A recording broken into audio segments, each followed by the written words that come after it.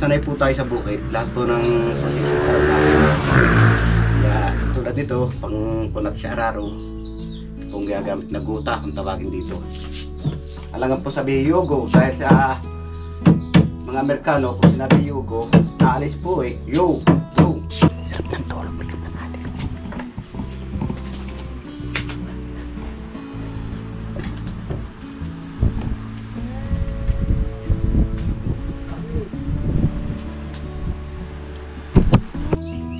Yan, at papatuloy na nga natin mga kadede yung pagagawa po ng handle ng ating kutsilyo para po magamit natin.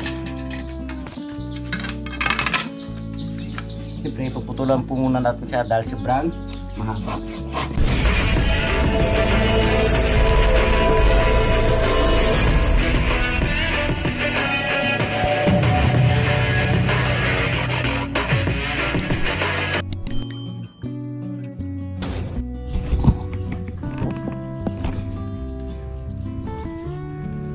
Magandang hapon mga kadede, welcome naman po kayo sa aking panibagong vlog. Ang oras po natin ay alas 4 na po ng hapon at araw po tayo ng linggo, petsa 9 na po tayo nandiyon. At ngayong hapon, syempre andito pa rin tayo sa bahay at kalimitan niya dito lagi tayo natutulog ngayon dahil may kasama rin naman si Kapanalig at si Paring Kautol at si Kayumot at naroon pa nga si Kuya.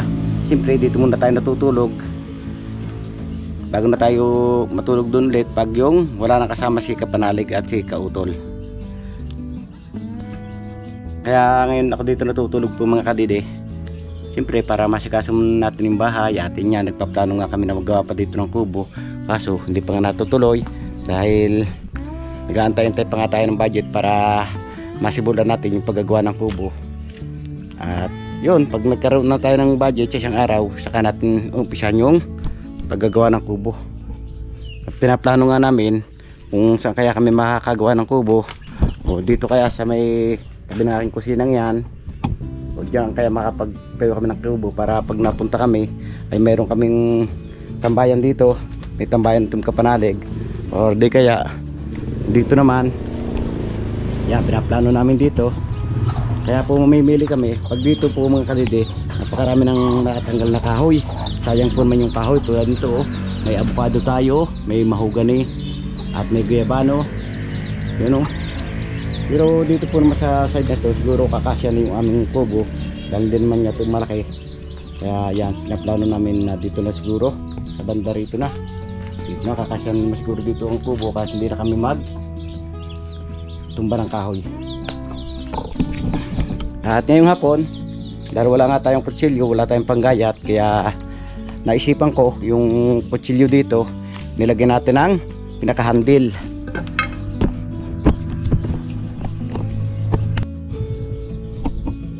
Alright mga kadede, at ngayon nalagyan na nga natin ng handle yung ating pinaka-kutsilyo. At yung kakuha ko ng pang-handle sa kanya, siyempre kumuha tayo ng ugat ng mangga. Yun na lang po yung ginagawa namin dito pampuluwa sa mga gulok, kutsilyo, yung pong ugat ng Indian Mango. At hindi ko na nga pinakita sa inyo yung paglalagay ng handle dahil napanood nyo naman po ito nung kauna-unang kong pagbablog na siya kung naging project noon, yung paglalagay ng handle ng itak. At siyempre marami nilagyan kong yun dahil gulok nga namin doon sa kubo. Ngayon ito yung ating itak, pakikita ko sa inyo. Ito po yung ating kutsilyo na nilagyan natin ng handle. At ito po mga kadide, kaya hindi pa natin malabra, medyo mainit pa nga po itong kutsilyo natin dahil mahaba po yung kanyang pinaka tawagin dito, pinaka-ikog. Yung pong pinaka-ikog halos ganyan kahaba, kaya matatagalan bago pa natin siya reperin or labrahin, yung pong tawag dito, labrahin. Dahil pag nilabra po ito natin ng mainit pa, naputok po yung ating pinaka-handle. Kaya siguro kung di man natin magawa ngayon, bukas na natin siguro pagpapatuloy yung paggagawa natin ito. Palalamigin muna natin yung ating pinaka handle. At hindi ko na rin po naipakita sa inyo yung kanina, yung pagbabaga ng ating kutsilyo. Ito pong kutsilyong ito, may ikog po ito, kinakailangan po ibaga po natin siya sa nagbabagang apoy para mas maluwang pabaunin dito sa ating kahoy na ito. Yung po ating inaapuyan muna, na pinapupula po muna natin yung kanyang pinakaikog, tapos saka po natin siya isasalpak dito sa kahoy. At ito po namang kahoy, bago natin iinit yung ating pinakakutsilyo, ginagawa ko po, sinasakahan ko po muna ng kanyang pinakaikog para pag yung ibinaon siya diretso, hindi po yung tagilid. Minsan po makakuha natin na nakaganon, parang ispara, minsan naman nakaganon, nakatungo. Kaya po ang ginagawa, sinasakahan po muna natin tong pinakagitna, ito pong may sakla, ina-align po muna natin para diretso yung pagbabaw ng ating pinaka kutsilyo at yung may dadaan ng pababa yung ating ikog. At yan, bukas na nga po natin pagpapatuloy mga kadede dito paglalabran nito dahil medyo hapon na rin niya. At i-update ko na lang po kayo mga kadede sa paggagawa nito at pag nagawa na.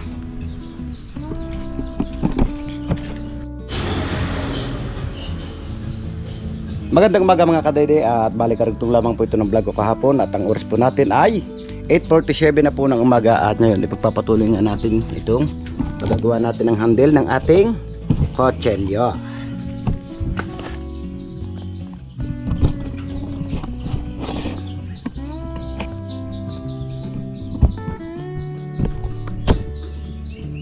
Yan, at papatuloy na natin mga kadede yung paggagawa po ng handle ng ating kutsilyo para po magamit natin. Siyempre puputulan po muna natin siya dahil sobrang mahaba.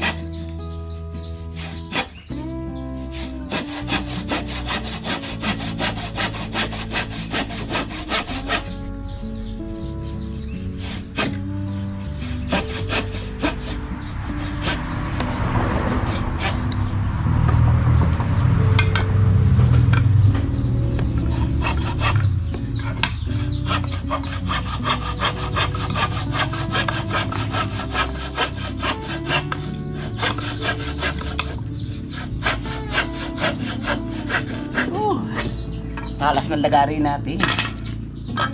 Di po ba? May puluhan na tayo ng ating kutsilyo.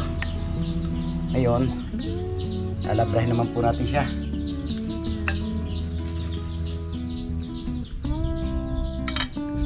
Gilipet dito. Dito pa nga, oh.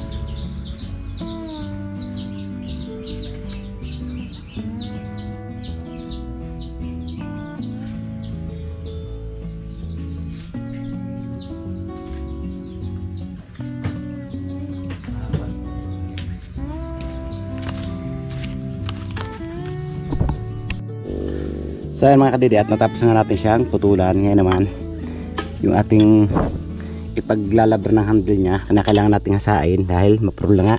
At ito yung ating hasaan. Tara, hasain po muna natin siya mga kadede para po maganda yung dinaanan.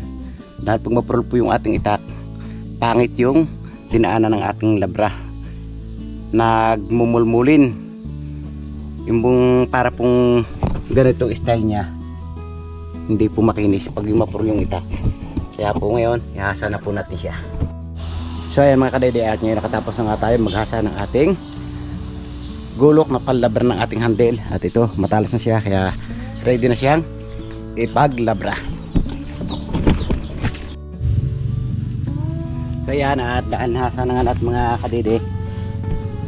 Kaya ngayon magsisimula na tayong maglabra ng ating handle.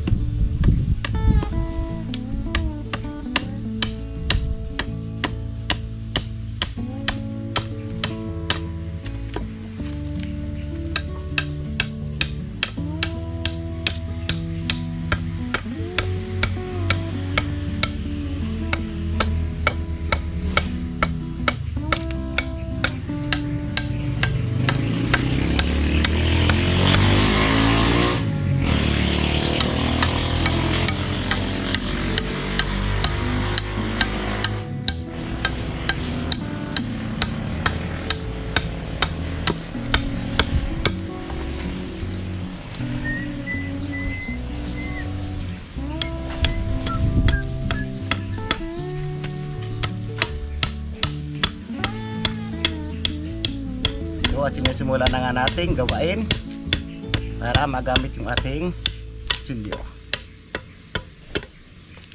Kaso sa luot yung hilo nya. Pag ganito po mga kadidi, nasa luot yung hilo, matitibay po ito.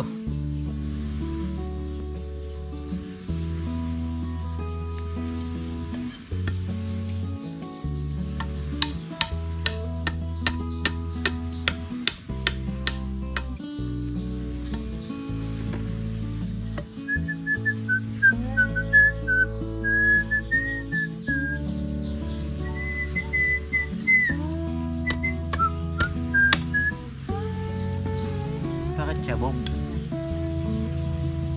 akala ko pumoto ba?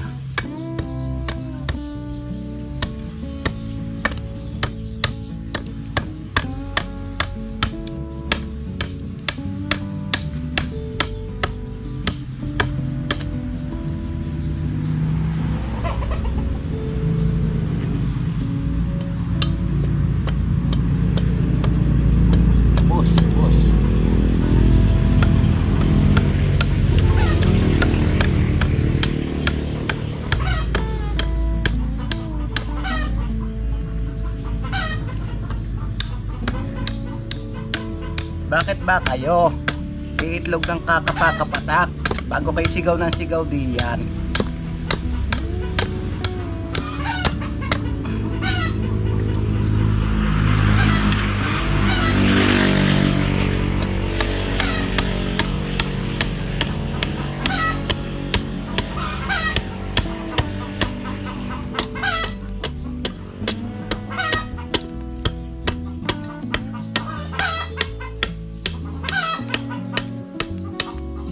Kakangalay po ng kamay. Yan, update ko na lang po kayo mamaya mga kadidi. Update ko na lang po kayo pag natapos na natin tong labrahin. Ayun mga kadidi, at yun, hindi pa rin natin natatapos yung ating ginagawa. At bali, ito po siya. At pupunta muna tayo sa kubo. Titingnan muna natin yung ating mga kasama doon kung ano kaya ang ginagawa na paring panalig, at maya nga tayo babalik ulit dito sa Matipok.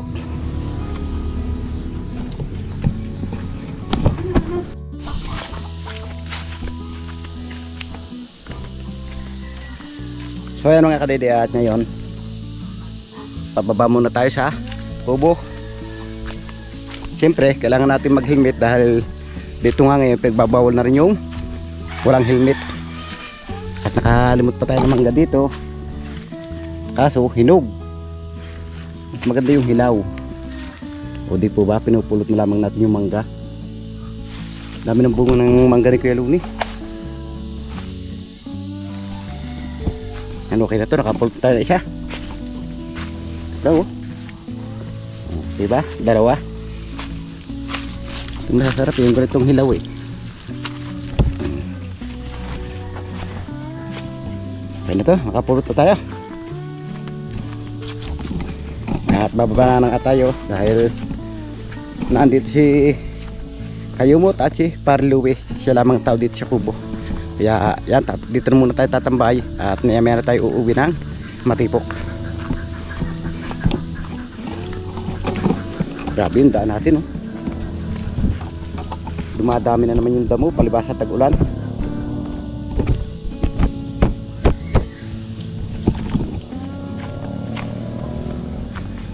Ito, kailangan pa rin natin yung linisan dahil palagi tayo nataas, baka may ahas na sa gilid, hindi pa natin mapapansin.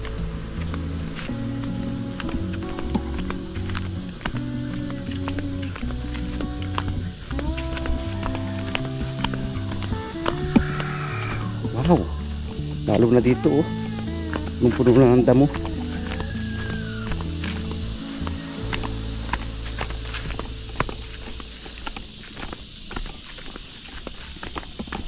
O, diba itong side na to nabalot na ulit ng damo, at yung daan natin nabakbak na uli, malandas pag ganitong naulan.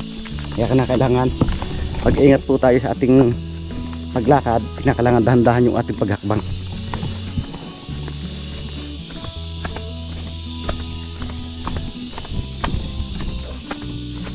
At dito sa bahay na ito, wala na natira ngayon. Dito ulit dati na natira pa dito. Yung dating may bahay po dito, namatay yung asawa niya. Kaya yan, umalis na sila. At yan, wala na nga nakatira. At ngayon, umalis na rin dito yung babae. Hindi po natakot sa akin yun, sadya lang po nagkusang umalis.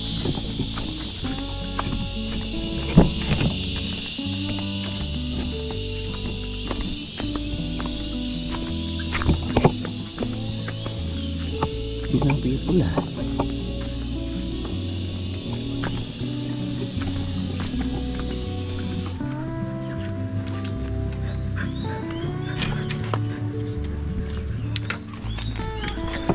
Sarap ng tulog, tignan na natin.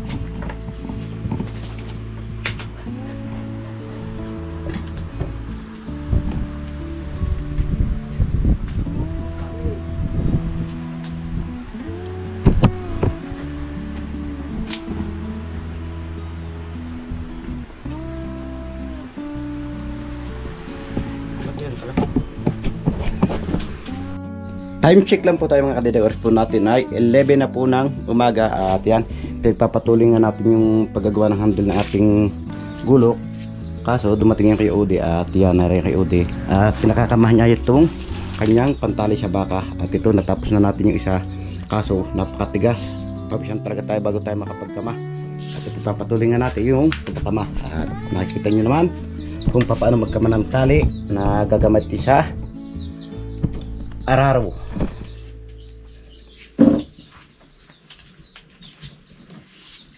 Nagubad na nga po tayo mga kadede dahil mainit nga, kaya yan, nagubad na lang muna tayo.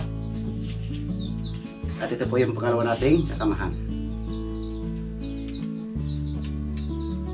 Ito mga ba?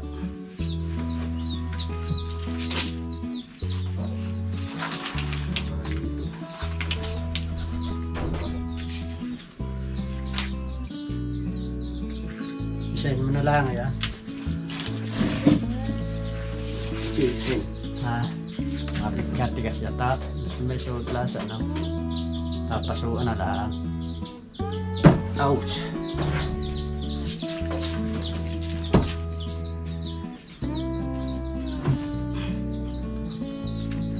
Yes talaga.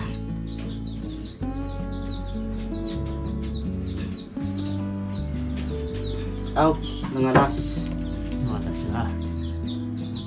Yung sata rin. Dito na rin. Tayo may tayo eh.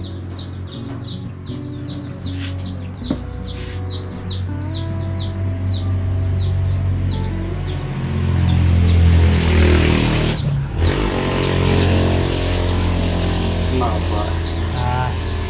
Yung isang itakan lulubiran mo na yan.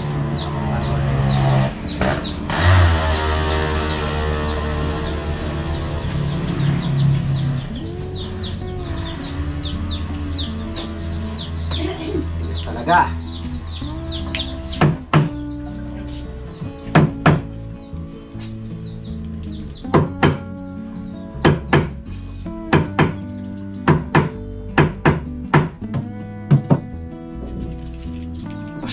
Tumigas.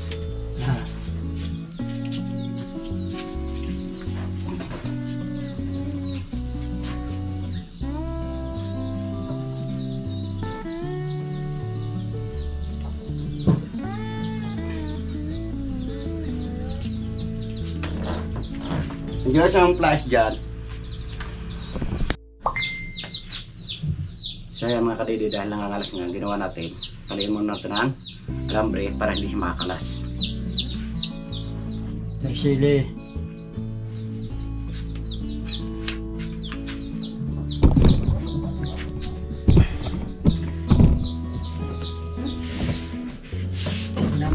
So yan mga kadidi, at ngayon napalian na nga natin ang alambre para hindi siya mangalas. At syempre, papasuon na lamang natin to.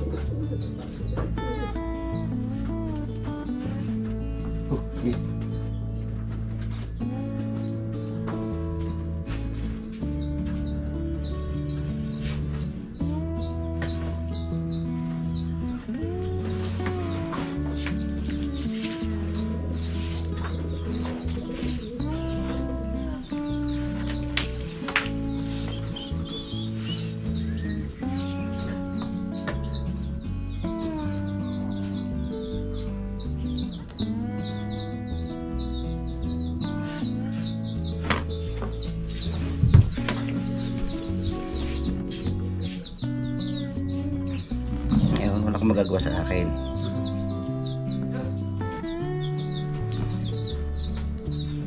Hindi ka rin makakalas.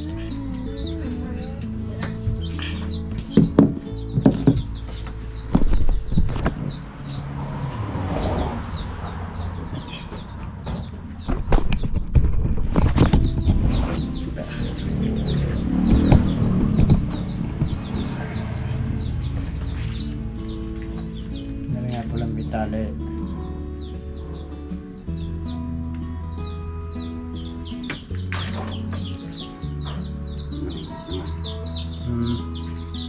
Sige, susunod na siguro.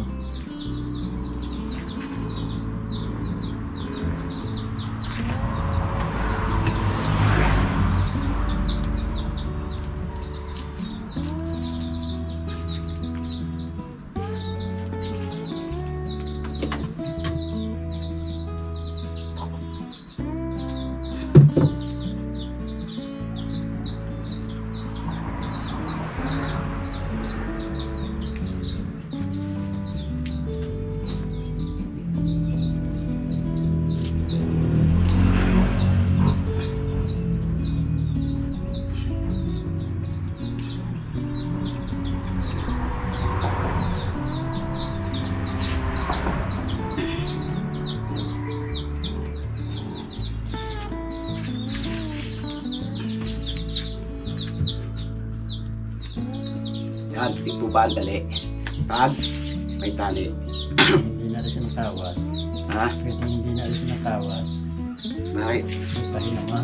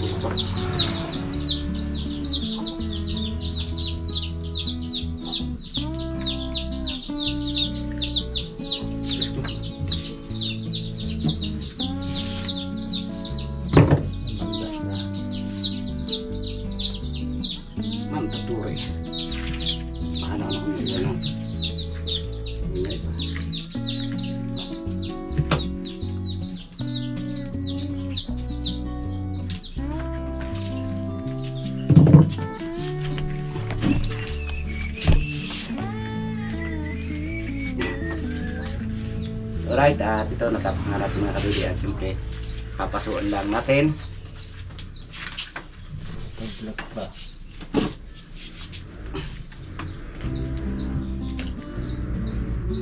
sanay po tayo sa bukid, lahat po ng prosesyo alam natin.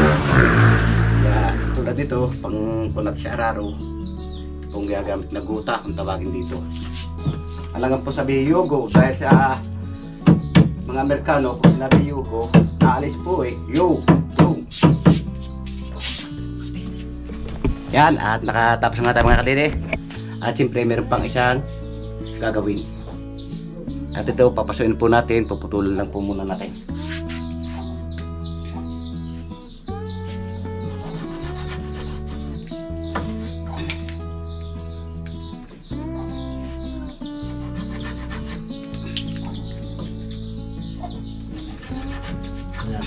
Papasok ng pangalan.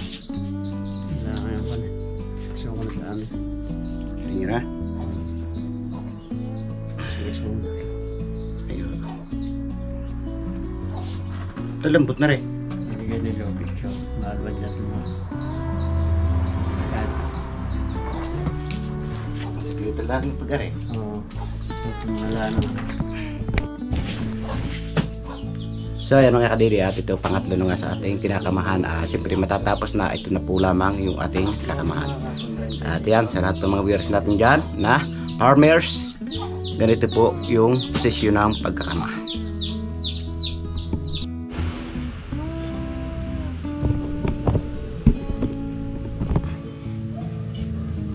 Alright mga kadiri, at ngayon pagpapatuloy na nga natin itong paglalabra ng ating handle ng kutsilyo.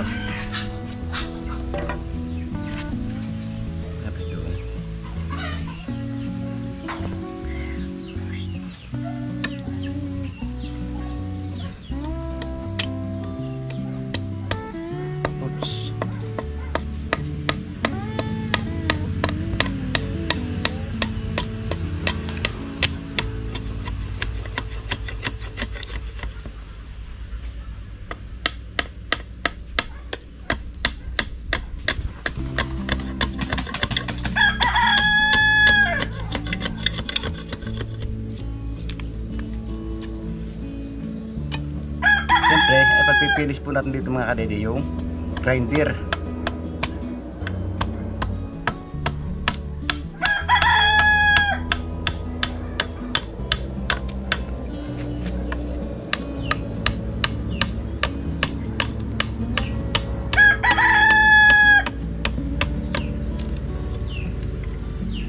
Oh, kumabit, kumabit. Huwag kang kumabit.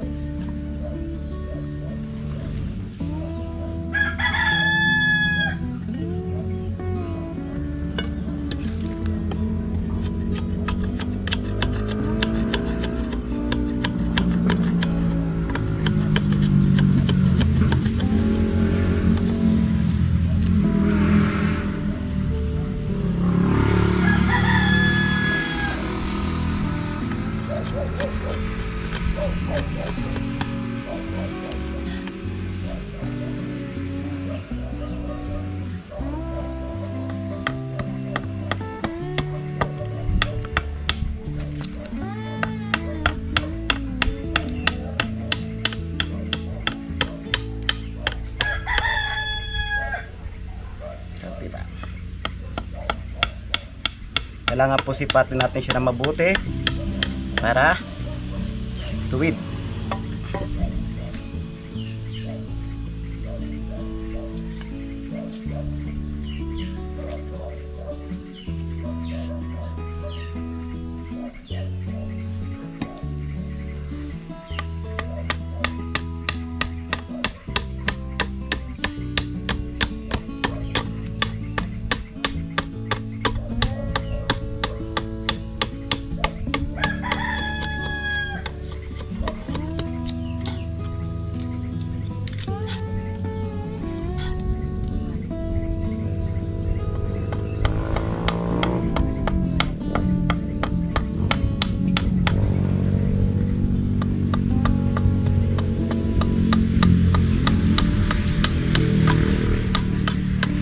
Tulad nga nasabi ko po mga kadidi, pag tayo sanay sa probinsya, natatrabaho, kailangan pag-aralan natin.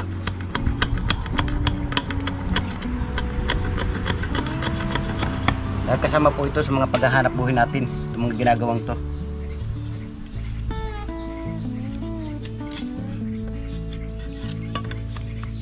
Siyempre, pupunta tayo ng mga pensyonan, kaya kailangan may dala tayong kutsilyo.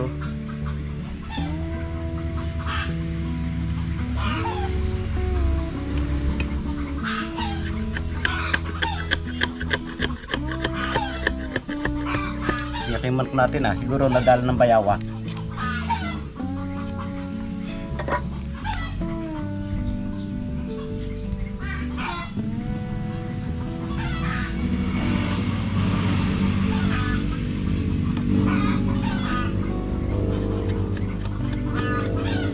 Oops, sa loob. Oh, wag, ulitin.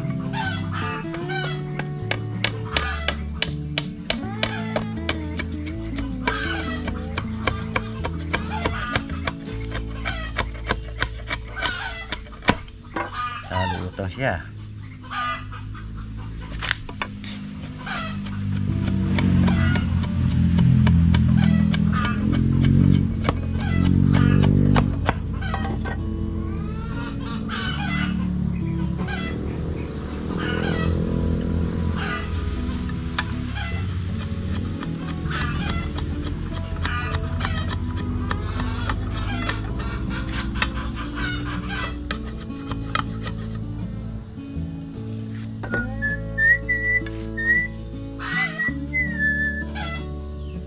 Yan, at update ko na lang po kayo mamaya mga kadede pag natapos na po natin to. Alright mga kadede, at ito natapos na natin gawin yung ating handle ng pinakakutsilyo. At po ba, okay na siya at saan na lang po para magamit natin. Okay, at siyempre pipinishing ko po ito ng grinder at yun po yung ating pagpipinish dito.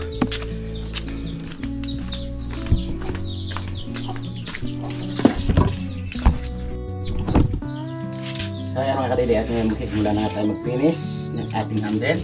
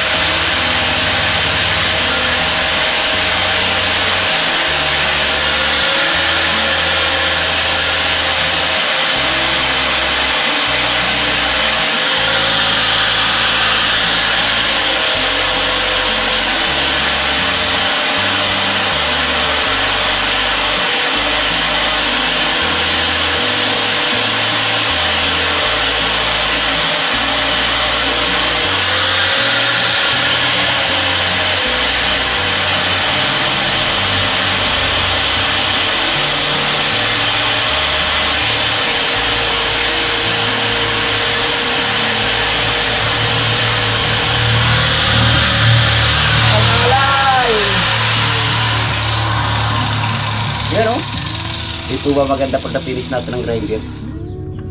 Maranda sa hawakan. Ganda. Ikatsilyo na po tayo. Alright, sa wakas mga kadede, at ngayon natapos na rin nga nating gawin yung ating handle ng kutsilyo. Ito nga po mga kadede. At okay na siya. O di po ba? Ang ganda ng gawa natin, oh. Wow. The best talaga.